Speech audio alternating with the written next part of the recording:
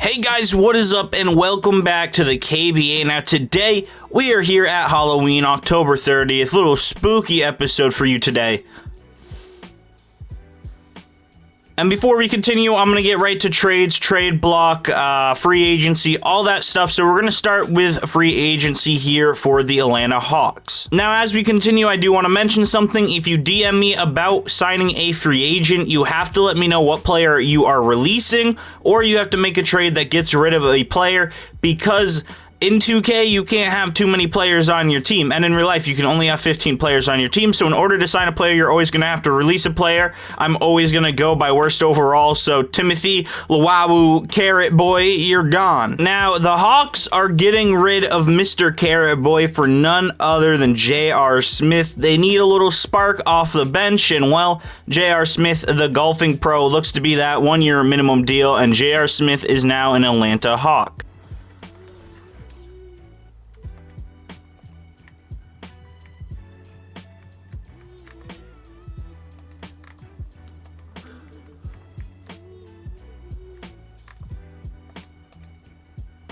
Once again, if you're releasing a player, it can't be a two-way player, because unless you're signing a player to a two-way contract, you can't get rid of a two-way player and pick up a player to your main roster. So over here on the Kings, you can see they just released Louis King, and that is because they will be signing Kyrie Walker. It's going to be a two-way for now, because I'm not going to go release a player when I can still technically sign him to the roster either way for them. But if you guys are not giving me players to release so that these players can get signed, you will be losing your lowest overall player no matter age or anything, or you're going to be losing a two-way player if the player you're trying to sign to free agency is able to be a two-way player, and then you can message me on if you want to call him up and release another player off your team.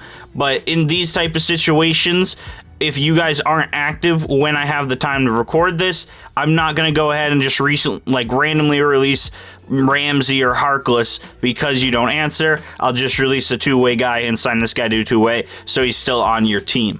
Or he gets sent to your G League affiliate, which isn't much different than what he was already doing. He just becomes more of your priority or your player, instead of just playing for a random G League affiliate. The current 1 seed Lakers are making some moves, and they will be releasing Wayne Ellington into free agency to pick up another huge G League talent, and that is none other than Ron Artest III. Now, the Lakers didn't have enough money to offer him anything crazy like he wanted, so he's on a one-year $5 million deal at the age of 18, a move that could be very beneficial to the Lakers given he progresses correctly and becomes a good player down the years. Once they lose LeBron and AD, this could be a great player or even trade bait for the Los Angeles Lakers, who are currently the 1st seed. Basically the only trade of this episode, the Pistons are sending Diallo and Isaiah Rivers to the Nuggets in return for Monte Morris and Bol Bol. Now on to the trade block side of things. We do have some changes, some new players put on the trading block, some updates, some removals, all kinds of things, and we are starting with the Spurs. The Spurs are putting up Derek White, Thad Young, Doug McDermott, and Lonnie Walker IV onto the trade block, all players who could be very serviceable for contending teams. And while Lonnie Walker is young, he's always improving and could be a good piece on a team that's trying to rebuild or regroup or start a new core. So all good players you could possibly trade for. Next, over for the Toronto Raptors, Fred VanVleet is still there. They just recently traded Pascal Siakam, but they've added Khem Birch, Goran Dragic, and Isaac Bonga all to their trading block. Goran Dragic, a veteran point guard in the league. Another one of those players with a big contract. They're trying to offload him. He doesn't really fit the team and could help a lot of contending teams. Isaac Bonga, still growing in the league. He's only, 21 years old. He's a 6'8" point guard. He is a great player, or could be a very, very great player.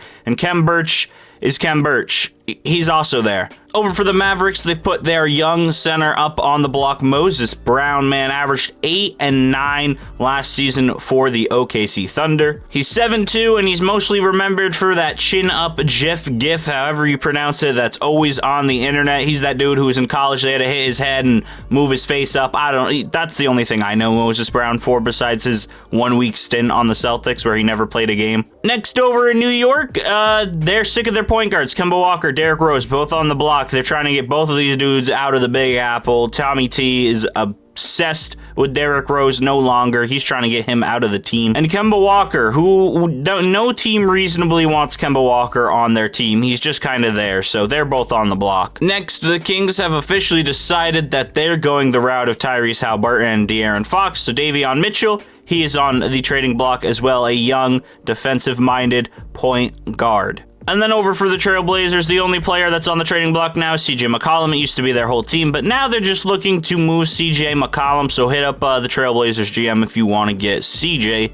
McBuckets. I don't know if anyone calls him CJ McBuckets, but that's his new nickname, courtesy of Little Codeine. I didn't know this section was in the game, but I just found it, so we're looking at it. These are the jersey sales. I don't know, I thought it was cool. Why not look at it? Scotty Barnes and Kristaps are 16th and 17th. Why are people buying a Raptors Kristaps Porzingis jersey over a Trae Young jersey? I couldn't tell you. You know there's something about Canadians when Kristaps Porzingis and Scotty Barnes are selling more jerseys than all of these guys. Apparently, Toronto just built different, eh? Now, I was asked the other day if we could see player stats because of how slow the league will be moving this season. Not slow, but fast. Basically, the reason that I'm not showing them right now, the way the league is moving, is we're only 2 weeks into the season. I don't know if you guys really need to see your player stats 4 games into the season, so I'll show them at the end of every month. So next episode, I will show everyone's team player stats. I know it's only been like 6 games, 7 games, maybe 8 games. Some people have wanted to see it, so I will show that off, but not in this episode. That will be next episode, because this episode is Halloween. Halloween is a very spooky time here in the KBA, because there's monsters, there's ghosts, there's goblins. I don't even know. There's all kinds of things. I don't even know. What? Yo, drop your predictions on which team would have the goofiest dressers. For some reason, I feel like LeBron's gonna pull up as his Freddy Krueger, as, oh my god. The Wizards have a crazy game. Bradley Beal drops 47, Montrezl Harrell drops 40, and they beat the Celtics. Beal and Harrell and Dinwiddie combined for 100 points. The Wizards' top 3 scorers combined for 100 points alone. That's nuts. If you look over at the Celtics, Tatum had 35, Schroeder had 26, and Jaylen Brown had 16. Look at that. Grass got to see his stats. And look at this. The first game that the Pistons have both Joshua Primo and Bobo playing. They look to be having a pretty good game as they're up 10 against the Magic. They win by 10 against the Magic. Grant had 33, Kelly had 22, Cade Cunningham had 14 and 7, Sadiq Bey had 14, Isaiah Stewart had 12 and 7, Bol had 8, 6 and 1, Primo had 8, and Monte Morris, their new pickup, had 10 assists and 3 steals. Over for the Magic, they were led in scoring by Mo Bamba and Terrence Ross, 21 and 20. You got 16 for Cole Anthony, 12 for Jonathan Isaac, 10 and 12 for Wendell Carter Jr., Franz Wagner, and 9 and 7, and, you know, mediocre numbers for everyone else. Suggs had 10 assists, though, so shout out to him. Up next, we have the Knicks and the Pelicans. Zion versus the Garden. Who will actually, they're not at the Garden, so I guess that doesn't make any sense. Kemba and Mr.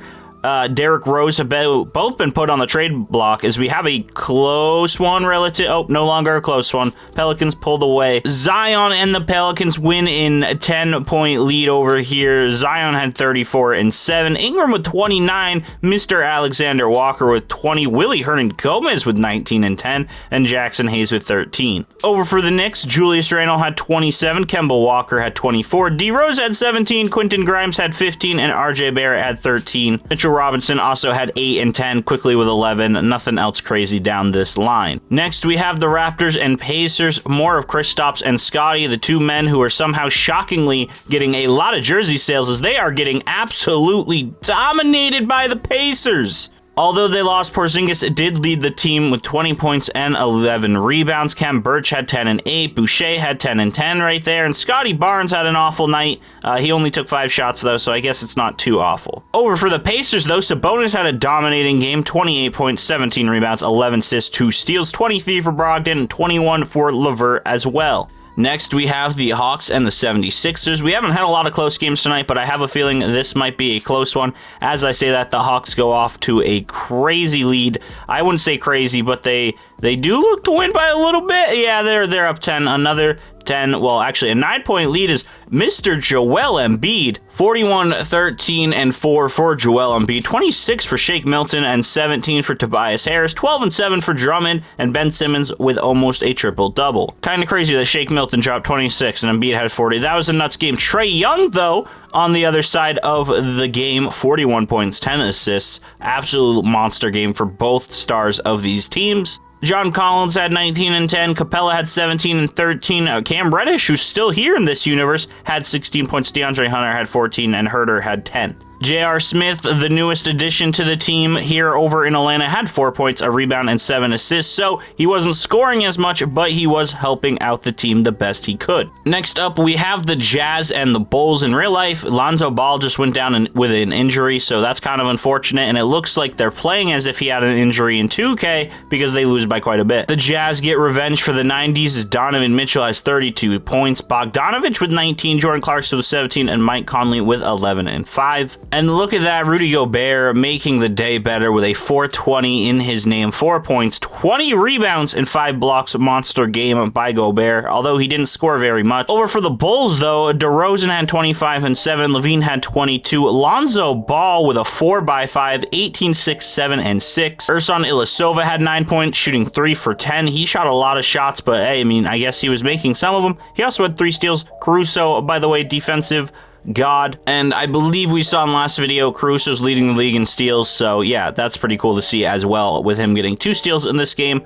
Great defense by the Bulls, but it still was not enough, as look at that, Vucevic had a double-double with rebounds and assists, looking like Draymond Green out here. Up next, we have the battle of Jimmy Butler and Ja Morant, the 2 J's. They got the double J's, call them Reddick. That was a bad joke, I'm sorry. But Miami Heat look to take the W here against the Memphis Grizzlies. No one scores over 18 for the Grizzlies, and Oladipo leads the way over here for Miami with 22. But that doesn't discredit Bam's game, which was actually pretty amazing. 19 points, 15 rebounds, 5 assists, a steal, and 5 blocks. Dedmon had a good game. He had 18 and 8. Kyle Lowry had 16, 6, and 7. Tyler Hero 12 and 7. And Jimmy Butler nowhere to be found. On the scoring side, he shot 1 for 10, but 9 assists. I think he made up for it with 2 steals and a block and the W. I think they're okay. Up next here on Halloween, we have the San Antonio Spurs, who just got Trey Lyles, dominating the Milwaukee Bucks. Wait, hold up. What is... Okay, wait. Trey Lyles, secret weapon. They just beat the Bucks by a lot,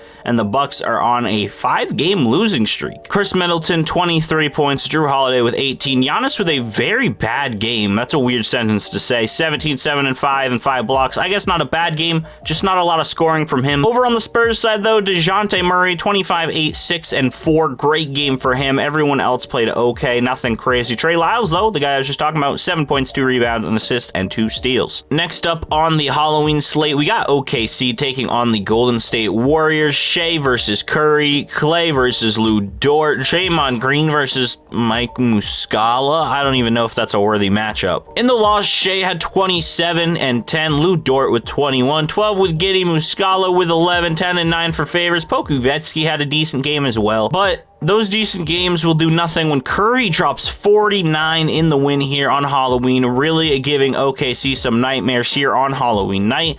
Man with name I can never pronounce had 22, 7, and 8. Klay Thompson had 17. Wiggins had 11 and 7. And Draymond Green put up Draymond Green-like numbers with 12 rebounds, 8 assists, and a block.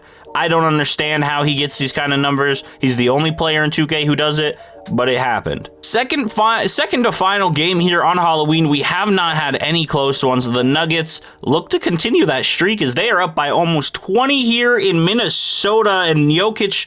I think Jokic had a dominant game. Let's see. Anthony Edwards 25, Towns 24, a double-double for D'Lo. Anybody else? No one else matters. What did Jokic just do to you? Oh, a 27, 22, 12 triple-double. Oh, yeah, I see why you guys lost. Jokic was in his bag. You know who else was in their bag? Jamal Murray had 23, Barton had 21, Bones Highland had 19, Michael Porter Jr. with 11, and their pickup of Diallo had 6 and 5. The final game of Halloween night is the Phoenix Suns taking on the Cleveland Cavaliers. Booker versus Garland, and honestly, it looks like they are going to take a Oh, wait a minute, hold up. Too much dip on your chip now. I thought it was about to be close, but the Suns look to be going on a run to make sure I don't jump in, because they don't want us to jump into any games today, as the Cavs lose 117-129 to the Phoenix Suns. A great game, though, for both teams, as Darius Garland had 26 and 10, Jarrett Allen had 25 and 12, Cedi Osman had 21, K Love had 21, and then everyone else was in single digits. Mobley, though, 12 rebounds. Over for the Suns, D-Book with 24, JaVale McGee with 19, DeAndre Ayton with 19 and 10, Chris Paul with 19 and 12, 19 for Kaminsky, 11 for Cam Johnson, 9 for Mikal Bridges, 5 for Saric, and Jay Crowder didn't score a single bucket. This man was out here doing suicides. He got 2 steals, though, but, I mean, 28 minutes, no points.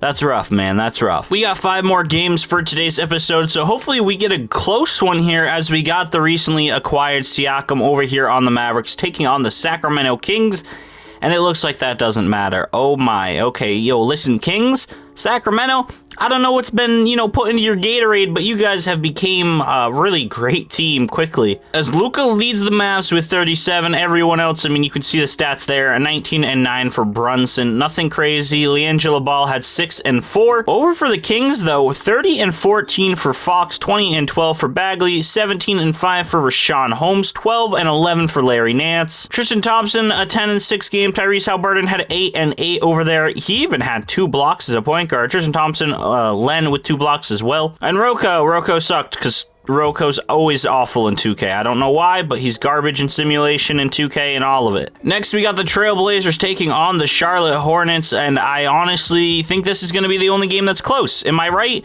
No, of course not. They're down 13, or were down 13 when I paused, and they lose by 9. 4 players on the Hornets scored 20, and they still lose. Kelly Oubre Jr. Why did I say that so weird? I don't know. Kelly Oubre Jr., 22 points. Terry Rozier with 27. Hayward and LaMelo with 20 as well. Everyone on the bench kind of had a rough game. Plumlee almost had, a little close to it was a little close to a triple-double. But over here for the Trailblazers, Dame Mandala had 24. Anthony Simons had 21. CJ had 20. Nurkic had 11, 12, and 7. Almost getting a triple-double over here as well. Dennis Smith Jr. had 10. Harrison Barnes had 8 and 7. And Damian Jones coming off the bench as their new backup 4 had 6 and 3. Next up, we have 2 pretty good teams here in the Jazz and the Milwaukee Bucks. You have Giannis taking on Donovan Mitchell and Rudy Gobert, little Frenchman. And Rudy Gobert and the French Crusade looks to be, 144 to 123. Giannis with 37 and 5. Jrue Holiday with 17, 8, and 8. Brook Lopez with 16 and Chris Middleton with 14. Tough shooting night for Chris Middleton. He went 5 for 15, 4 for 11 here for Jrue Holiday. And the Jazz popped off as Jordan Clarkson, 35 points. Donovan Mitchell with 27 and 14, getting all them dimes out there. Bogdanovic had 19, Rudy Gay had 17, Hassan Whiteside had 15, Conley had 14, and Rudy Gobert, once again being Rudy Gobert, 12 points, 18 rebounds, and 4 blocks. Now, this is looking like the very first episode where we don't have a game that we jump in, and as we say that, somehow the Pistons keeping it close with the Nets, and no longer are they doing that as they lose by 16. The Nets' big 3 all play pretty well. 27 for Durant, 23 and 8 for Kyrie. James Harden had a triple-double, and their supporting cast did enough to give them the win. Over for the Pistons, Grant had 31, 14 for Monte Morris, 14 for Cade Cunningham, and everyone else basically didn't score. Isaiah Stewart, though, Beef Stew, got 14 points, Sadiq Bey with 7, and Kelly Olynyk with 7 rebounds as well. Final game of the night, the LA Lakers taking on the Houston Rockets. Speaking of the Los Angeles Lakers, they suck a lot, really bad. Frank Vogel, he's about to be out of the job. This game was close. It's no longer close. It never wants to be close when I get towards the end. 94-99 looks to be the final score as LeBron, 32, 9 and 6, 19 and 13 for AD, 13 and 10 for Westbrook. Ron Artest III, his very first game, 9 points for the rookie, or the young guy. I don't think he is a rookie. He is a rookie. Carmelo somehow shot 1 for 11, 6 for 9 from free throws. Look at that. That's hilarious. And they still won. So, the Lakers got lucky, because if Carmelo's shooting 1 for 11, you're in some trouble. Dwight Howard turned back the tables and got 13 rebounds. Avery Bradley had 1 point, 1 rebound, 1 steal. Really strange stat line right there. But Gary Bird, 18 points. Jalen Green with 17. Christian Wood with 13 and 7. Eric Gordon had 13. John Wall with 12. Alfred Sengun with 6. I mean, Eric Gordon and John Wall kind of shot them out of this game very, very poorly. And a very rough game here from the Houston Rocket. Before we end the episode, we're going to go look at the league rankings. Look at Los Angeles, man. The Lakers, the Lake Show, prime time, whatever you want to call them. Leading the Western Conference, and I believe the league at a 7-0 record, though right behind them is the Utah Jazz. The San Antonio Spurs are there, surprisingly. You can see the rest of these teams right here, and I feel bad for Houston because they still haven't won a game. Now, over in the Eastern Conference, it's a really strange-looking Eastern Conference right here. Brooklyn and Charlotte are at the top. You got Atlanta. You have the 76ers and the Boston mediocre, as usual. But if you go all the way to the down, Orlando Magic 0-7, still haven't won a game either. I'm excited for the battle of Orlando and Houston on who can get the first pick. But the very worst team that is kind of underperforming is Giannis is only 1-6. You know, let me be honest. I play with the Bucks, boy. Let me be honest. Kanye West, he said that once. Yeah, Giannis, you suck. You're doing awful. I don't know what's happening to you. Cleveland's at the bottom. New York's at the bottom. And the Pistons, you know, they should be at the bottom. But kind of worried for Milwaukee. I don't know what they're doing down here. Other than that, that's going to do it for the episode. Next episode, episode 5 or 4? No, 5, right? Yeah. Episode 5, that will be when I show everyone's stats, everyone's player stats. And we will probably sim a week. We'll go to November 9th. I won't simcast these 4 games this week. We'll simulate all the way through right here, and then we'll look at player stats, and then we'll simcast November 10th and then November 11th. So those will be shown. We might get a primetime game where we jump in. I have no clue. Kind of up to the game on if any games are close. Hope you guys did enjoy this episode of the KBA. Make sure you leave a like down below. Sub up if you haven't already, because I was looking at my stats, dude. Like 20% of the people who watch my videos are subscribed. So subscribe. What are you doing? Do that, subscribe, like up, all those cool things, and comment who you think is going to win the KBA championship. Hope you guys did enjoy the video. Peace out. This is the little codeine outro. Yeah. Little codeine outro. Subscribe. Yeah. Subscribe. You should do it. Yeah. Go little codeine. Subscribe.